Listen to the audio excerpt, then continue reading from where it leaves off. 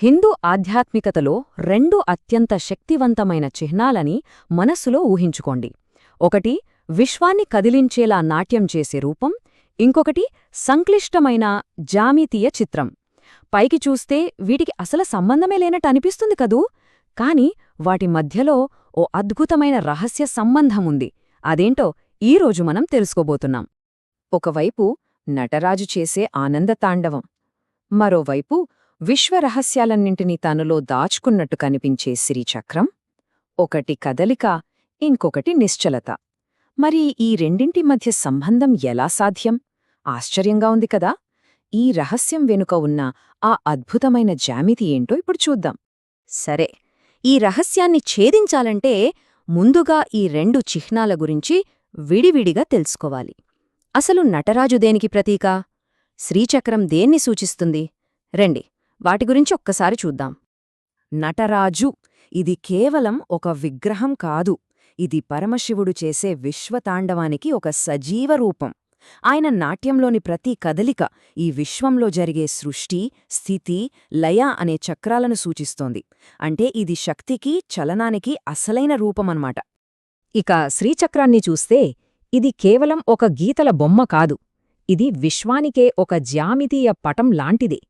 అందుకే దీన్ని మహాయంత్రం అని కూడా పిలుస్తారు. ఇందులో కనిపించే ప్రతి రేఖ, ప్రతి త్రిభుజం విశ్వం యొక్క ఆధ్యాత్మిక నిర్మాణాన్ని మనకు చూపిస్తాయి. ఇది ధ్యానం చేయడానికి, ఏకాగ్రత సాధించడానికి చాలా శక్తివంతమైన సాధనం.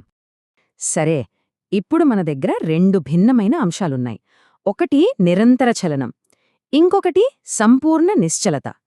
ఇంత వ్యత్యాసమున్న ఈ రెండింటి మధ్య అసలు సంబంధం ఎలా ఉంటుంది? వాటిని కలిపే ఆ కనిపించని దారమేంటి? ఈ ప్రశ్నకు జవాబు మనకు పాత కథల్లోనో పురాణాల్లోనో దొరకదండి. అసలు రహస్యమంతా వాటి నిర్మాణంలోనే, వాటి జ్యామితిలోనే దాగి ఉంది. ఇప్పటిదాకా మనం ప్రశ్నలే వేసుకున్నాం, ఇక సమాధానం ఏంటో చూసేద్దాం. నటరాజుకి శ్రీచక్రానికి మధ్య ఉన్న ఆ రహస్య బంధమేంటో ఇప్పుడు మనకు తెలియబోతోంది. ఇదిగోండి, ఇదే అసలు రహస్యం. నటరాజ విగ్రహాన్ని శ్రీచక్రం మధ్యలో ఉండే షట్కోణం, అంటే ఆ 6 కోణాల నక్షత్రం ఆధారంగా రూపొందించారట. అవును, సరిగ్గా విన్నారు. ఆ షట్కోణమే ఈ రెండింటినీ కలిపే ఒక మ్యాజికల్ ఫార్ములా అన్నమాట. ఈ షట్కోణమంటే ఏంటో తెలుసా? శివశక్తుల ఐక్యత. పైకి చూసే త్రిభుజం శివుడు, కిందికి చూసే త్రిభుజం శక్తి. ఇప్పుడీ స్లైడ్ను కాస్త జాగ్రత్తగా చూడండి. ఇక్కడే అసలు విషయం అర్థమవుతుంది. ఫస్ట్ శ్రీచక్రాన్ని గమనించండి. దాని మధ్యలో 2 త్రిభుజాలు ఒకదానిలో ఒకటి కలిసి ఆ షట్కోణం కనిపిస్తుంది గదా. ఇప్పుడు నటరాజ భంగిమ వైపు రండి. ఆయన చేతులు, కాళ్ళు, శరీరం, ఆ భంగిమను జాగ్రత్తగా గమనిస్తే అచ్చం అదే షట్కోణ ఆకారం మనకు కనిపిస్తుంది. ఎంత అద్భుతంగా ఉంది కదూ.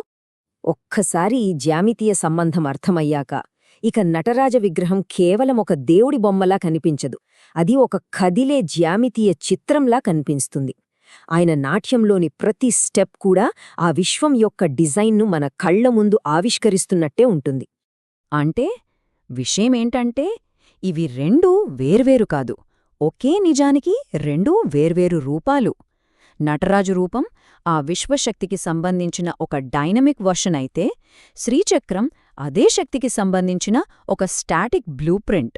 సింపుల్గా చెప్పాలంటే ఒకటి యాక్షన్ అయితే ఇంకోటి దాని మ్యాప్. అందుకే ఇక నుంచి ఎప్పుడైనా నటరాజ విగ్రహాన్ని చూసినప్పుడు కేవలం నాట్యం చేస్తున్న శివుణ్ణి మాత్రమే చూడొద్దు, ఆ కదలికలో ఉన్న ఒక పవర్ఫుల్ యంత్రాన్ని చూడండి. మనం చూస్తున్నది సాక్షాత్తు శ్రీచక్రాన్నే, కాని అది డాన్స్ చేస్తున్న వర్జన్ అనమాట. నటరాజుకి శ్రీచక్రానికి మధ్య ఉన్న ఈ కనెక్షన్ నిజంగా ఒక పెద్ద ప్రశ్నను మన ముందుంచుతోంది.